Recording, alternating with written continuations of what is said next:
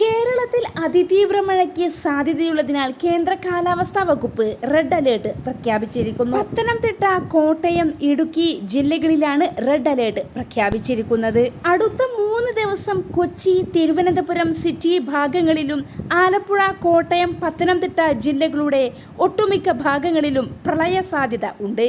ജാഗ്രത പുലർത്തുക. ഈ ഭാഗങ്ങളിൽ 3 ദിവസങ്ങളിലായി 500 mm അധികം മഴ പ്രതീക്ഷിക്കുന്നുണ്ട്. മലയോര പ്രദേശങ്ങളിൽ ഉരുൾപൊട്ടലിനും സാധ്യത കൂടുതലാണെന്ന് കാലാവസ്ഥാ വകുപ്പിന്റെ പ്രവചനം. ആയതിനാൽ പൊതുജനങ്ങൾ ദുരന്ത നിവാരണ അതോറിറ്റി നൽകുന്ന നിർദ്ദേശങ്ങൾ പാലിക്കുക. കാലാവസ്ഥ അറിയിപ്പുകൾ അറിയുന്നതോടൊപ്പം ചാനൽ സബ്സ്ക്രൈബ് ചെയ്യുക.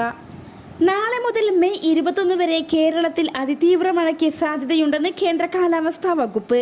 തെക്കൻ തമിഴ്നാടിന് മുകളിലായി ചക്രവാത ചുഴിയും അതിനോടനുബന്ധിച്ച് ന്യൂനമർദ്ദപാത്തിയും രൂപപ്പെട്ടിരിക്കുന്നു.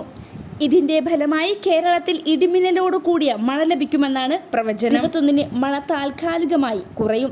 24 മുതൽ വീണ്ടും ശക്തമാകും. പിന്നെ കാലവർഷം വരെ മഴ തുടരും.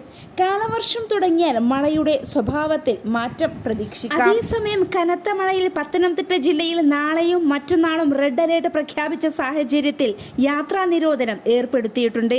മലയോര മേഖലയിലാണ് രാത്രിയിൽ യാത്രാ നിരോധനം ഏർപ്പെടുത്തിയിരിക്കുന്നത്. നാളെ മുതൽ മെയ് 23 വരെ രാത്രി 7 മണിക്ക് ശേഷം മലയോര മേഖലകളിൽ യാത്ര ചെയ്യാൻ പാടില്ലെന്നാണ് അധികൃതരുടെ നിർദ്ദേശം.